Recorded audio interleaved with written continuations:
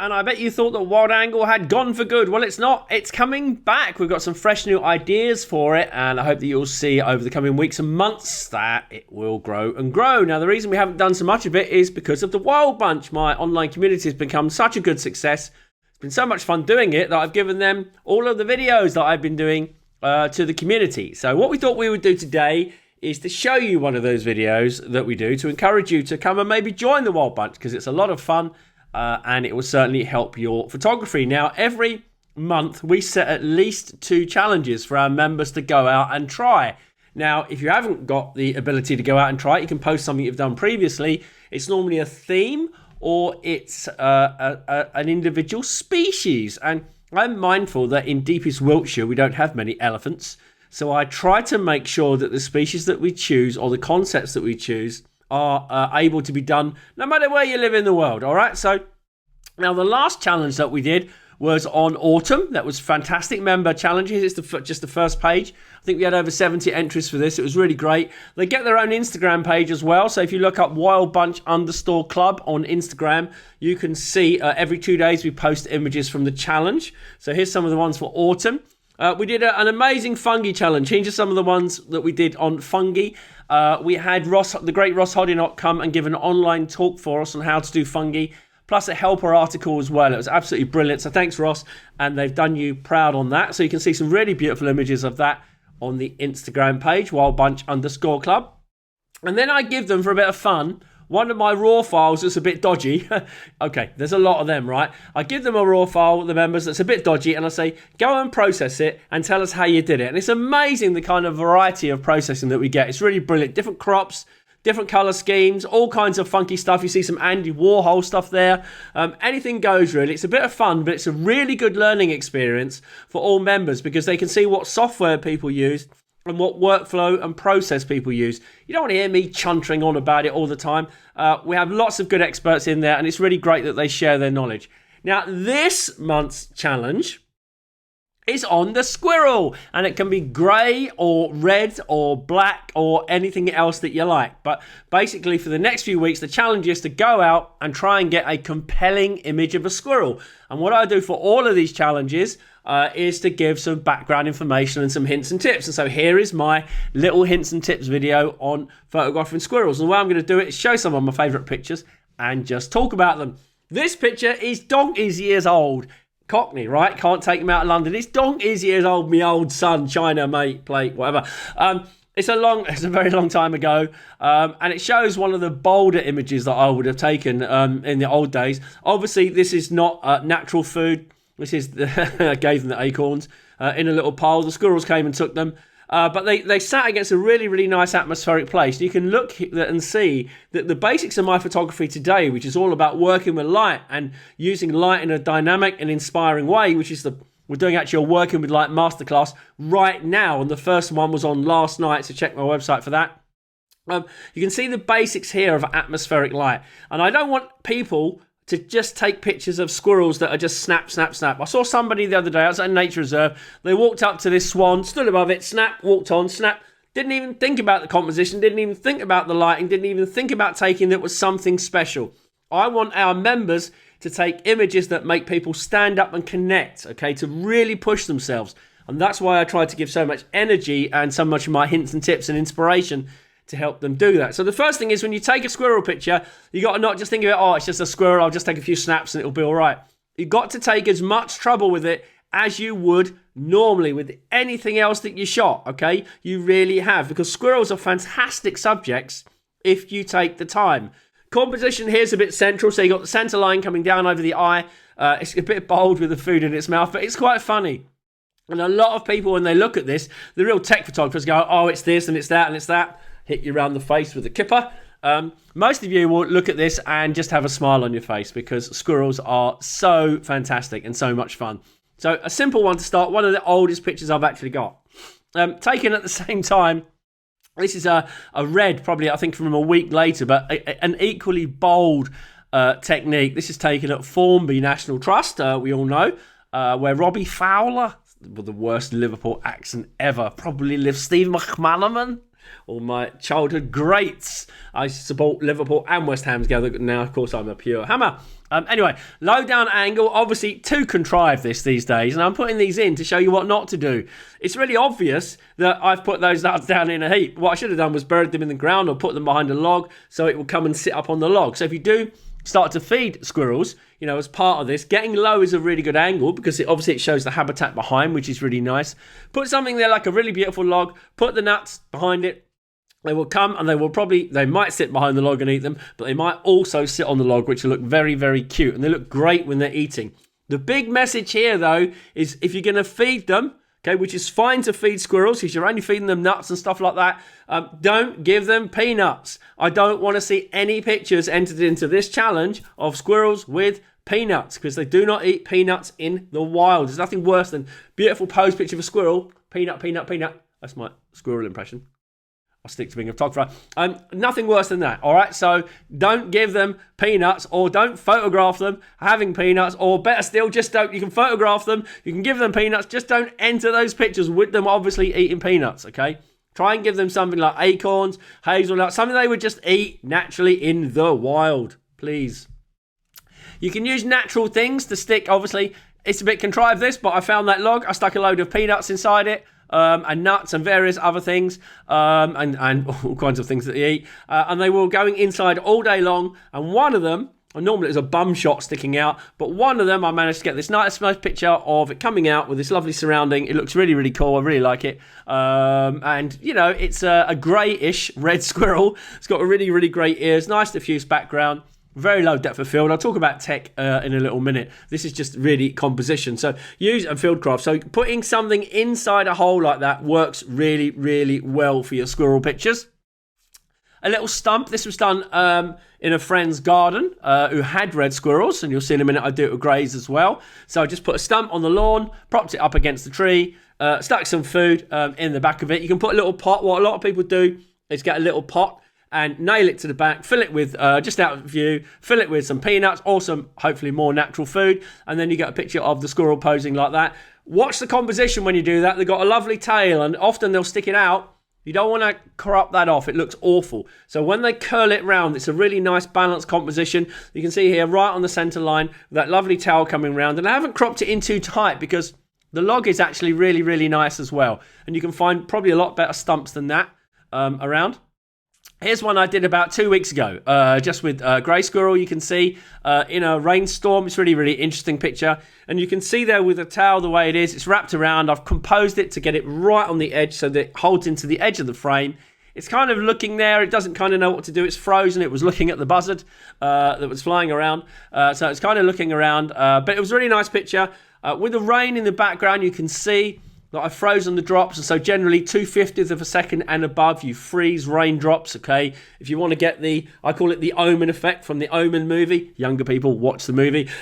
You get the streaks coming across there. I quite like that effect. You'll see some of those in a minute. This one's really nice with just the small smatters of rain. Small depth of field here, so obviously 5.6 taken with the 150 to 400 Olympus on the EM1X. And ISO, I don't know, 1600, something like that. It doesn't really matter. What's nice about this is the pose. It's just a really nice squirrel pose. It's got some space around it, and more importantly, it's got the tail in. Now, here's one that's slightly different. It's got its hands up, so it's slightly more interesting pose from the previous one. There's that one, got its hands down, and it's got hands up. Give me hands up. I watched Ottawan last night on Now 70s, and they did DISCO. It was an Ottawan master mix, which is basically two singles, and it was DISCO and then hands up, give me. I know, this is random, right? This is what it's like on WildBunch. It's random. If you don't like this, you don't have to watch it, right? But random. Anyway, so you can see there, nice, simple image. If you can inject some fun into your image, we call this electric squirrel. If you can inject some fun into your image, it always helps, and good personality. This squirrel just looked round the branch, and it was just, I don't know how I managed to capture this expression. There's so much wrong with this picture, it's not brilliant, but the very fact that the squirrel there is so engaging has made it a real big commercial success. And I don't have red squirrels on my doorstep, so I used to photograph them when I used to go north. I don't really go north anymore, so I don't photograph them so much. But I love this, and you'll always notice, those of you that got my books, you'll notice that this is on the spine of the book. And the publishing company we have is called Electric Squirrel Publishing. after this very squirrel. So if you can get an expression on the squirrel's face, because normally they're just, if you can get them doing something exciting, and the only way that you do that is be there for a long time when you're photographing. Don't just give them 2 minutes of photography and move on. Give it time to breathe. Give it time to do something. Give it time to get used to you, and it will reward you with some great pictures. And squirrels are brilliant subjects. Undoubtedly, the largest, most happiest squirrel I have seen in my life. A photograph with Rich when I was out with Rich doing this. It was unbelievable, this squirrel. It could barely move. It was hilarious. Now, that's really good to have as a portrait. Okay, most of our pictures of squirrels are going to be portraits. I've got some action in a minute, but most are going to be portraits. Now, just because it's a portrait, it doesn't mean it's easy. Here, I got down low. I got at eye level. Why do I get at eye level? Because the background is not immediately behind it. The background is a distance away, here in case half the tree. And so it will throw it out. It also allows me to include things like the leaves in the bottom to give an impression of autumn. It also relaxes the squirrel, and it creates a much more engaging portrait if you're one-to-one with the eyes. And yeah, you got to get down in the mud. So what? That's what clothes are for. You know, don't go out naked doing this, do you? You have some old... You might go. I shouldn't really assume that, should I? That you don't go out naked. Maybe you do. Last night, it was so random on the Working with Light, we were talking about being a wildebeest fetishist. That's what my masterclasses are like. Random. But anyway, nice pose here. You can see center line there. Squirrel looking across from the right to the left. Tail holding in on the right hand side. Raking dappled light. Really, really nice. When you're shooting squirrel portraits, don't assume it's easy. Don't just take the easy option. Okay, do something worthwhile. Make sure every click of that button is a good one and really worthwhile. From the same location, here's a nice low angle, looking through the leaves. Not the best pose in the world, but I wanted to show you the angle more than anything. You've got plenty of autumn leaves still around right now. So wild bunches, you can easily do this challenge. You know, go to your local park where there are loads and loads of squirrels. Get some food down amongst the leaves. You can put loads of peanuts down if you want. You get loads of squirrels coming in. You might get jays coming in. You might get turtle doves. You might get all kinds of things coming in. It might be really cool. But you'll get your squirrels down in the leaves. If you're shooting from above, it's so lazy, you just don't get anything. It looks awful because it doesn't separate. This one is really low angle, shot through the leaves. You get an impression of autumn. It's nice. I wish I'd have got a better pose, and I will go back there to do it because it was a lot of fun to do. Obviously, low depth of field.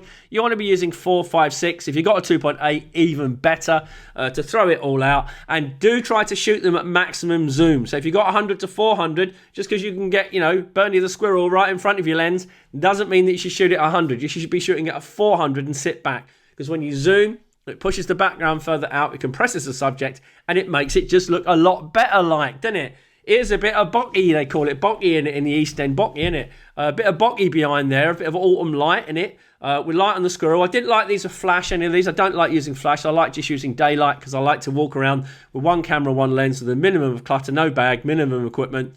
I like the bokeh here. It's interesting. It would have been nicer if the squirrel would have stood up and done something exciting, but it didn't. That's the way it is. But when you've got something like the bokeh in the background, it kind of forgives that. Balancing the light was a bit of a nightmare, so I just tried to balance it in the viewfinder with the mirrorless, obviously, making sure that I kind of didn't make it too dark or too light, that I had enough exposure in there to process it afterwards. It took about 2 minutes to process it, just to make sure the light was balanced nicely. And you can see it's different. It's low again. If you want to get the bokeh, you've got to get low. You get the message here. This is what WildBunch is all about, trying to give hints and tips about mistakes that I've made and successes that I've had to try and help our members. Atmosphere works. If you can get shooting late light, and part of our Working with Light masterclass is about shooting in late and early light. So this is very late raking light. The last few shards of light into the forest caught this squirrel really beautifully looking at me. It just creates an engagement that's there. The light creates an atmosphere and a mood, which works really, really well, I think. So if you can get out in late light, I'm looking outside now. It's 12 o'clock in the middle of the day. I would not, even if it's in the winter like it is now, I still wouldn't go and photograph now because the light is too hard. So I'd still do first hour or two in the morning, probably 2 hours in the winter, and last 2 hours in the afternoon. Because don't forget, your challenge is going to go from now through December. So you're going to get really nice raking low light, and you might get some other weather conditions, according to the weatherman, which we never believe. As I said, atmospherics work really well. Squirrels have a habit of going in the trees. I always look for bokeh. I always look for some backlight. I'm not looking for front light at all. I'm not interested in front light when they're in the trees. I'm looking for light through the tail, light through the ears. The squirrel's ears. That's my ear impression. I don't know why I did that. I've got no hair, no ears. But the light always goes to their ears really well. It goes to their tail really well. You've got some nice bokeh on the background. Darken this off. I can't tell you what minus stop this was at because it's mirrorless. Mirrorless, it doesn't matter. You just turn the exposure up and down until it looks nice in the viewfinder. Sorry, technical people, you want it a little bit more advanced than that. But I turn the dial until it looks nice. And that's the way that good photography should be, i.e. fun. Introducing some atmosphere here. This is a forest in the background. Just because the squirrel didn't have any light on it, it doesn't mean that you don't photograph it. Oh, I can't photograph it. It's not got any light on it. Yes, you can, because you paid your money or whatever. You spent your time. You sat in a ditch for 4.5 days, crapped in a bag, eating liquid food, and there you are. The squirrel sits on the stump and it's in the darkness. What are you going to do? Don't moan about it. Make something about it. So what I did, I exposed it nicely against the background. So we've got this lovely light of the forest there. Managed to just shift a bit so that I got the head in the shaft of light, because the last thing you want to get is the head on one of those dark patches, because it wouldn't stand out very well in the silhouette. So, move a little bit. Don't be afraid to move. Of course, if you've got squirrels like these reds, they're a little bit more skittish than greys. So you want to move slowly with the motion rather than make jerky motions like that. All right. Rain is good. Remember I said about the dots earlier on, 2/50th and above. This is obviously the omen spears, I call it. I think it was taking at a 50th, and it was really coming down. Of course, it depends on the speed of the rain, so you'll just have to take a few and learn and see. But this rain was really pelting down, and I think it's a magic effect there, the way that it's come out. I haven't processed it like that. That's what exactly the raw looks like. It was some sleet showers. We are forecast some snow showers increasing through into December. So I wanted to show these and some others that are coming to show you that it's a really brilliant environment to work in, because anything, even me, looks good in snow and sleet. I took some action pictures. It's very rare we get action pictures of squirrels. Obviously, these are at Neil McIntyre's hide in Scotland. He's got a brilliant setup for the jumping squirrels. I'm actually doing the same in my garden now. After watching the squirrels leap from the tree onto the bird feeder, they used the same spot. Thought, right, I'm going to set that one up and give you your own feeding perch that you can't climb onto. You have to leap onto, and I'm going to try and do some leaping greys, because they do really stretch out and it does look really good. You will see lots of pictures on the web of squirrels on assault courses. So here we're obviously very high shutter speed, at least 2.5 thousandths of a second, and obviously there's no way that you're going to focus this when it's coming towards you, so it's pre-focused in the middle, and fire and hope for the best at 30 frames a second. But I think they look really good in the air. And if you manage to get some aerial squirrels, brilliant. Please enter them into the challenge. And I don't care if they're not even perfect. The fact that you've tried to do something in action, I'm going to applaud you for. And I'm actually going to make this a 3-picture challenge, I've just decided. So it's not going to be a 1-picture challenge like normal. It's going to be 3 that I want you to get. So 3 different pictures to show the life of a squirrel that you see. And it could be a squirrel in your garden, showing a house habitat. It could be a nice close-up. It could be something feeding, some natural behaviour. A jump that you tried that didn't quite work, but you still want to show it. Hats off to you. Silhouette, anything you want to do. Was 3 different pictures. That's what we're going to do. So I've just decided that on the cuff. Now, I set up a special hide in my garden last year. We didn't get much snow here where we live, which is unbelievable because of where we are in Wales. Thought we get quite a lot of snow, but we don't. But we do get very, very hard frosts here, like hoar frosts. And there was a whole week of them forecast. So I put my low angle hide at the top of the garden, and I started chucking out loads of peanuts on the grass where I wanted the squirrels to come. Not for that day because it wasn't frosty, but I knew if I got them coming there a lot, they would come and check it out. And sure thing, I had 5 or 6 squirrels literally within a few hours feeding in the area. I kept feeding them up as much as I could. I didn't have any natural food then, so I couldn't do any feeding shots. I was just going for portraits. As soon as it got really cold, I got in the hide about, half an hour before sunrise, and then got in the hide, and it was just magic. It was freezing cold. I was lying down flat. I had a big jacket on, but it was just magic to take these with 100 to 400 on. You have to be in a hide. If you're low angle in the garden, it depends how your squirrels are. Mine are a little bit wild here, a little bit skittish, so I can't be out in the garden with them. I had to be in a hide. You may be lucky enough where you don't have to. You could try this in your local park as well. If you've got no access to a garden, or you've got no garden to go into, try going to a local park and doing this on a really nice frosty day. You will see lots of stuff going on. This works because it's really nice and low angle. I focused over the top onto the squirrel's face with the tail beautifully behind. Lovely out of focus there. As on the Olympus again and the 100 to 400. Really nice shot. Simple in the grass as well. I just love doing simple pictures of the squirrels, because I love photographing whatever I do. A lot of people have said already, to me, oh, squirrels, yeah, I suppose I might do a couple of pictures, but I only photograph them if there's nothing else around. You shouldn't be thinking about that. They are fantastic subjects to photograph. They're living creatures. We are wildlife photographers. It's what we photograph. It shouldn't matter what it is. We can't all go for the glamorous all the time. And the poor, humble squirrel makes fantastic pictures. And you know what? Commercially, you make more money out of cute squirrel pictures than you ever would out of any of my tigers. I can tell you, squirrels rule. So, nice pose there. Very important that when you get your squirrel pictures, you want to look for something cute. Okay? It's not aggressive. They don't do anything aggressive. They look cute. And you want to try and get the cutest pose that you can. So, one of these side angle poses really works. They look a bit nosy when they're front on. So, you don't want that. Side looks, sorry, I've had a cold all week. So you look a bit from the side, looks really, really nice. They've got that lovely expression there with the hands. It looks cute. If I had the ears, I'd look as cute too.